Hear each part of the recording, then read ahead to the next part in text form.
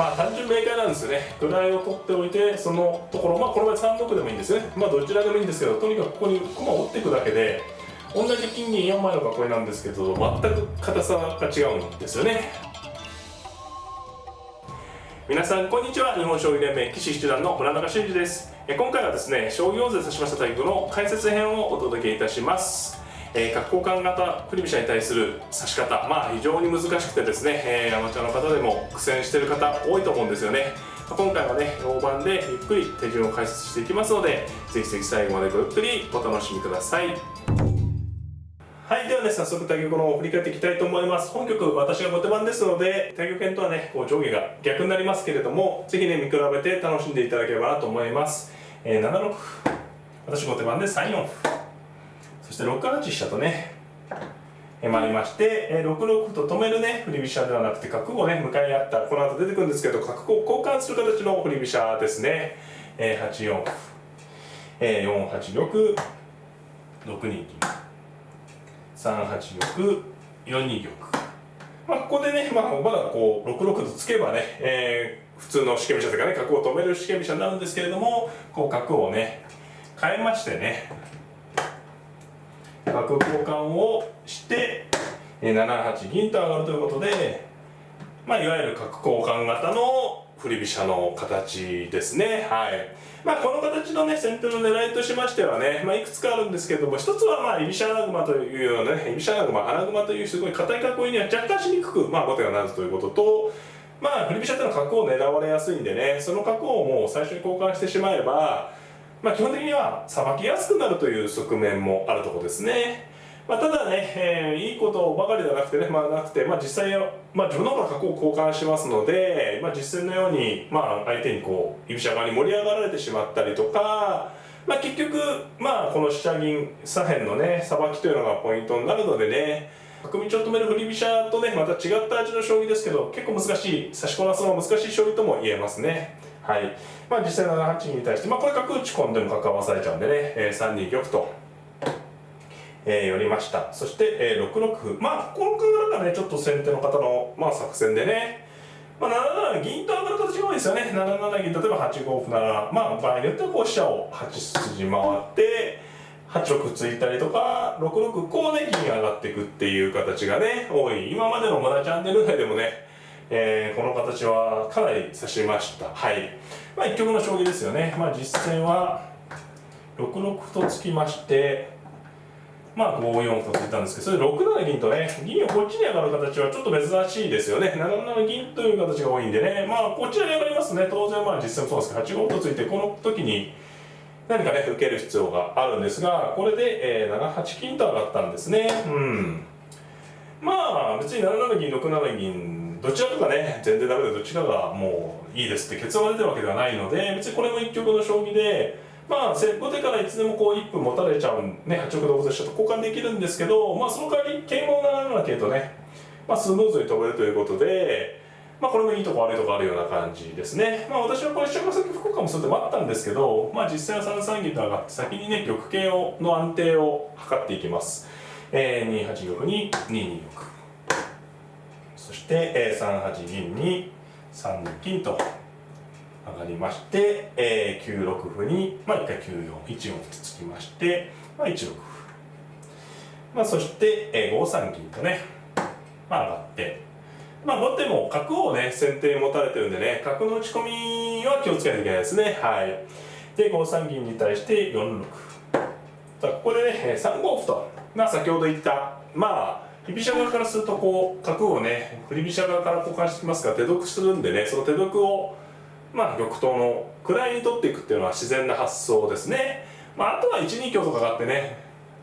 穴熊好きな方ならこれで穴熊に組むという指し方もなくはないですけどね。はい。ただ角持たれてるんでね、ちょっとバランスの取り方が難しいのが難点ですかね。3五歩と盛り上がっていきますですよね。はい。で3五歩に4七銀。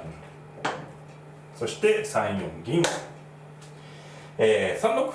歩。ここで一歩をね、取りに行きましたね。同歩、同銀。これは絶対譲れないですね。位は自分が取った方なので3五歩と打って、銀はちょっとぶつけにくいでしょうね。同銀同歩に4六角と打たれてね、これはちょっと崩壊しちゃいそうなんでね、先手もここはちょっとさすがに出れないということで、まあ、4七銀と、まあ、引きました。そして2四歩、3八金、これがまあ角銀中飛車のようなね、まあ、飛車4筋ですけど、これ言うと角銀中飛車と言われるような形ですけどね、はい。まあ、木村美濃なんて言われ方もしますけどね、まあ、この歩交換してね、一歩持てたのは大きいですけれども、まあ、本局も終盤で出てきたんですけど、ここがね、まあ、弱点になることもあるので難しいところですね、判断がね。この歩を有効に使えればいいんですけれどもね、はい。で、実戦は、4四歩とつきました。まあ、ここはね、4四銀という形もあるところで迷いましたね。こうやるとこう、手厚くね、銀2枚並ぶんですが、4四歩と歩でいきました。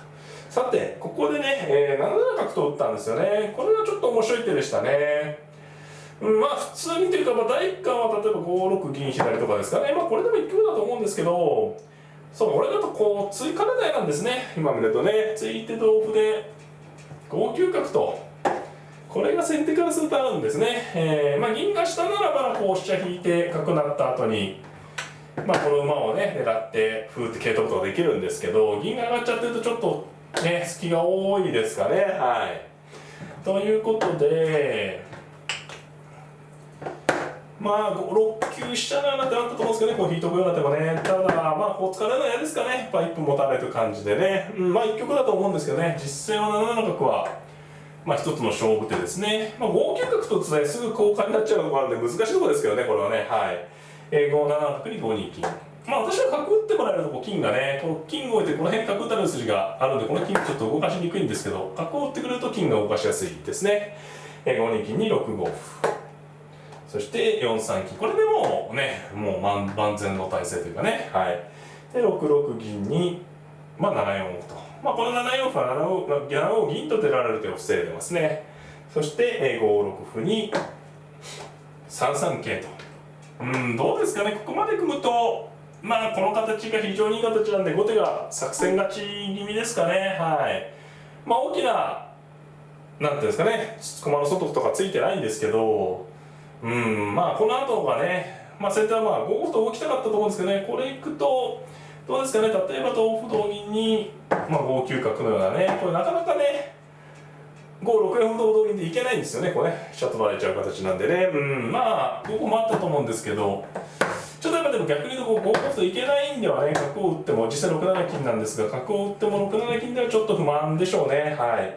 で、私は4五歩と突きまして、まあ同歩なら同銀で一歩交換のつもりだったんですけどね、ということで5七銀と、5七銀と引いてね、4六歩、同銀とね、左と上がって4五歩にね、まあ、3七銀と引いて、まあ、手順にこう銀矢倉の後継に組んでね、この辺りはまあ振り飛車らしい駒振りですよね。その形で9四歩と。まあ4四銀とか上がってね、厚みを加えるとまあそうですけどね、まあここはいずれにしろちょっとね、形がまあいいのでね、後手の方がね、楽な戦いだと思います。で、5五歩とね、来ましたね。ちょっと、まあ角は睨んでるんですけど、角だけでは攻めきれないんでね、ちょっと動かす駒が難しいんですよね。まあいつでも5九角の筋があるんでね、はい。実際5五歩と動いたんですが、8六歩がね、まあ、手筋ですね。これぜひ覚えていただきたい手で、まあ、5四歩には同銀でね、歩成りが残りますし、まあ、実戦は同歩と取ったんですが、それから5五歩と戻してね、まあ、同角に、この時に8六歩、同歩ってなってるのは、とても大事ですね。これついてないと。まあ、寄るかね、角を受けるかになっちゃって、これ結構嫌な形になりますからね、8六同歩が入っていれば、この時に飛車がね、手順に抜けるということで、まあ、後手一好調ですよね。まあ、香車と桂馬の取り合いはやはり竜ができちゃうときついのでね、8八歩と受けたんですが、まあ、ここもいくつか手があ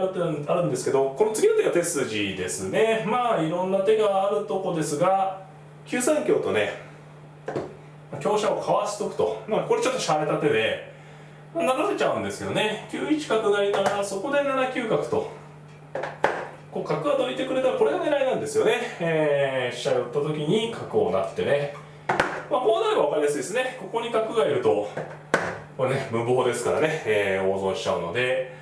飛車角がどいたら、7九角を狙ってるっていうのは9三香の音ですね。まあ実際は7七角と進歩したんですけど、やはりこう慣れないのは辛いですね。はい。8二飛車。まあ5五角と出るとちょっと千円にして模様なんですけど、まあこの場合は飛車を、まあ8四とかね、この辺逃げとくつもりでした。まあ6六角には7五歩といった感じで、まあこれも後手のペースですよね。はい。実戦は、8二飛車に対して、5六金とね、まあ部分的にはいい形なんですけど、かなりこれね、後手に条件が整った感じですね。歩2枚持っていて飛車が直通していてね、陣形にも隙がないので、いよいよね、決めに行くというかね、攻めになります。5九角と。まあこれずっと打てた角なんですけどね、条件がいいタイミングで打てたかなという感じですね。で、5九角に5八飛車と逃げたんですが、7七角成と角を剥がして同桂に4九角と。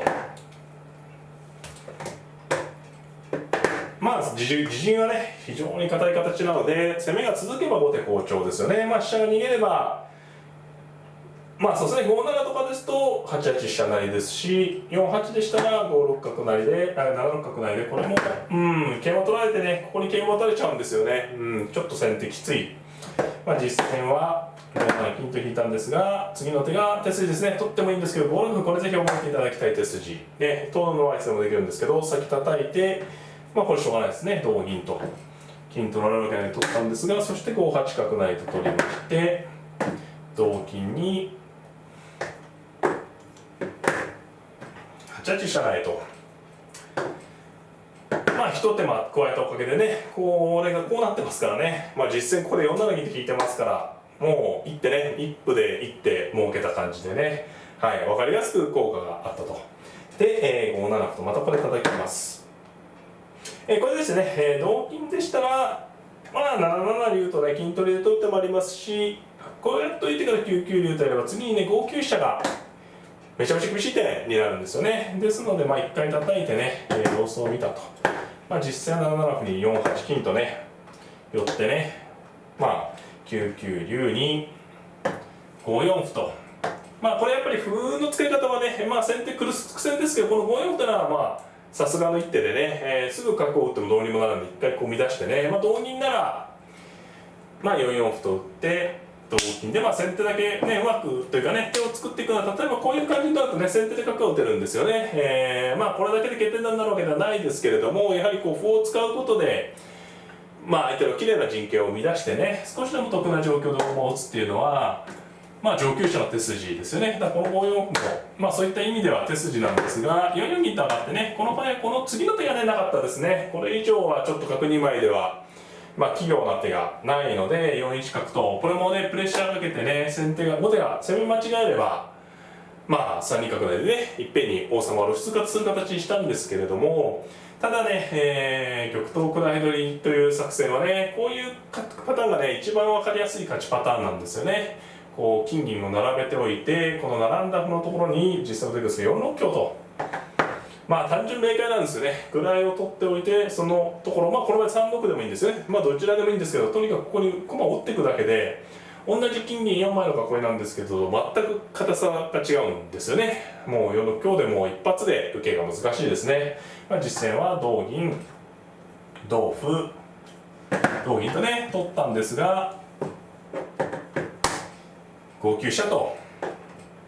打ちまして、まあ、2九飛車成の寄せがありますので3九歩とね打ったんですが、5八歩成と先ほどね叩いていた歩がこう金に進化しましてね、分かりやすいですね。同金なら同飛車成でよし、まあ、実際3七金と上がったんですが4八と寄って、まあ、自然な攻めでね、後手小勢です。同金なら3九飛車成、まあ、実際4五歩、まあこれはもうほぼ形作りですね。まあ同桂と対応してもいいんですけれども、実際2五桂と飛びまして、まあ銀はね取られますが、この瞬間に3九飛車成と、まあ、先手玉にね襲いかかりまして、同金、まあ玉を寄っても2九竜で後ろに竜がいるんでね、2九竜詰み同金同竜と、まあ王手が勝ったところで、先手の方は投了となりました。まあ以下は、1八に玉が逃げるしかなくて2八金までの、まあ分かりやすい詰みなのでね、投了もやむを得ません。はい、いかがだったでしょうか。今回はですね、将棋王座指します対局の解説編をお届けいたしました。角交換型振り飛車、もう今までもね、この村チャンネル内で、戦ってきた難敵のね、一つなんですけれども、本局はうまく厚みを作ってね、作戦勝ち模様になりまして、厚みを生かした攻めでさばきを封じ込めて押し切ったという内容でした。ぜひぜひ繰り返し見ていただいて、皆様の実践の参考になればなと思っております。